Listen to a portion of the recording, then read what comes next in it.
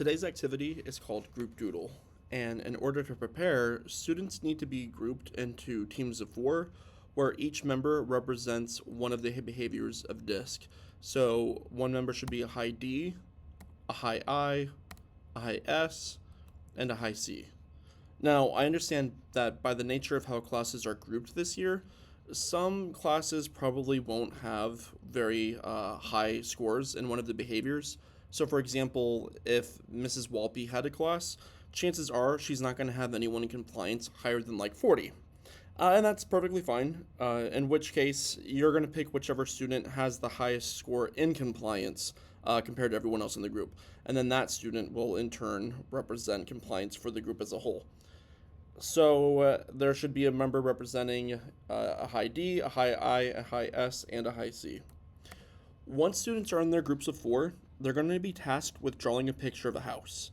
However, they're going to have to do it using 4 strings and a marker, where each student can only hold on to 1 string, as illustrated here in the picture.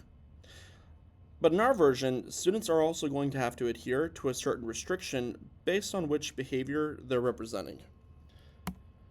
The person with the highest dominance can't see, so they're going to have to experience what it's like not being able to take charge. The person who's had the highest influence isn't going to be able to speak, no matter how bad they want to say something. The person who's got highest in compliance isn't going to be allowed to hear. They're going to be wearing these little earbuds, so that way they can't listen to instructions. And then finally, the person who's highest in steadiness is going to alternate between all of those restrictions every 30 seconds. Now, as they're working, students should be extremely cognizant of a couple of things, specifically how they feel adapting in these roles. So are you people high in dominance, you want to ask yourself, how does it feel being forced to trust others and take more of a passive role? If you're really influential, how does it feel not being able to talk? If you're really high in compliance, is it irking you that you can't hear instructions? How does it feel not being able to know exactly what to do based off what the team's asking?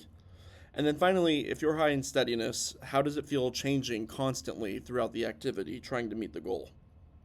And everyone should kind of consider how much energy they're exerting in this adaptive style. And that's pretty much all there is to it for today's activity.